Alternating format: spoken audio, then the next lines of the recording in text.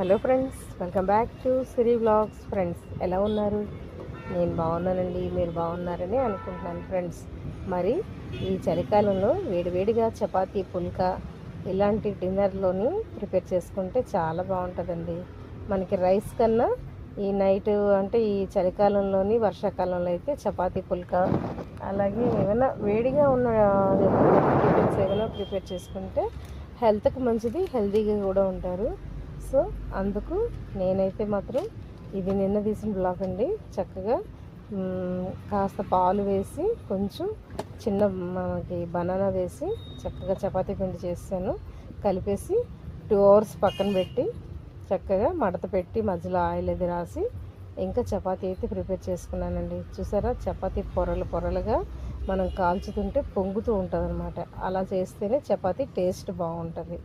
So ఇంకా దీనికి కాంబినేషన్గా ఆనియన్స్, నిమ్మకాయ అండ్ వంజరాల కర్రీ. వంజరాలు ఏంటి, చపాతీతో శిరీష వంజరాల కర్రీ, ఫిష్ కర్రీ పెట్టారు అంటే ఈ ఫిష్కి పెద్దగా బోన్ ఉండదండి, టేస్ట్ బాగుంటుంది.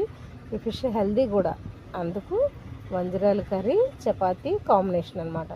మిగతా ఫిషెస్ అయితే కొంచెం ముళ్ళులు ఉంటాయి కాబట్టి అది మనం యాక్సెప్ట్ చేయక్కర్లేదు. దీన్నైతే చక్కగా తినేయచ్చు పిల్లలు, పెద్దలు. సో హెల్త్కి కూడా చాలా మంచిదండి ఈ వంజరాల కర్రీ. సో మీరు ఎప్పుడైనా చేస్తారు కదా, మీకు తెలిసే ఉంటుంది కదా. ఈ వీడియో కానీ మీకు నచ్చితే లైక్ చేయండి, షేర్ చేయండి, సబ్స్క్రైబ్ చేయండి ఫ్రెండ్స్. మీ ఫ్రెండ్స్ అండ్ ఫ్యామిలీకి షేర్ చేయండి.